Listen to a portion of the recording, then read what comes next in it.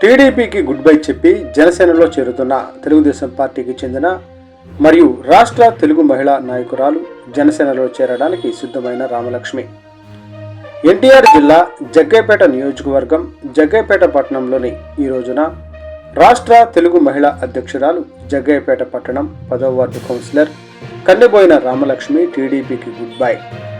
Vijayawada parliament TDP అధ్యక్షుడు రఘురాం వర్గానికి చెందిన కౌన్సిలర్గా రామలక్ష్మి గుర్తింపు. పురపాలక సంఘం కౌన్సిల్ సమావేశంలో సమర్థవంతంగా వాణిని వినిపించిన విద్యావేత్త రామలక్ష్మి అనధికార ప్రతిపక్ష నేతగా ఫైర్ బ్రాండ్ నాయకురాలిగా గుర్తింపు.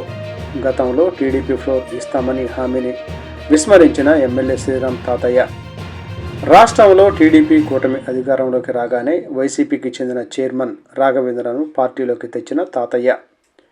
అప్పటి నుంచి అసంతృప్తిగా ఉన్న రామలక్ష్మి పార్టీ క్రియాశీలక సభ్యత్వాన్ని రెన్యువల్ కూడా చేయించుకొని రామలక్ష్మి జిల్లా బీసీ మహిళా అధ్యక్షురాలుగా పనిచేసిన రామలక్ష్మి జిల్లా జనసేన అధ్యక్షుడు సామినేని ఉదయభానుతో చర్చలు. త్వరలో జనసేనలో చేరేందుకు రంగం సిద్ధం.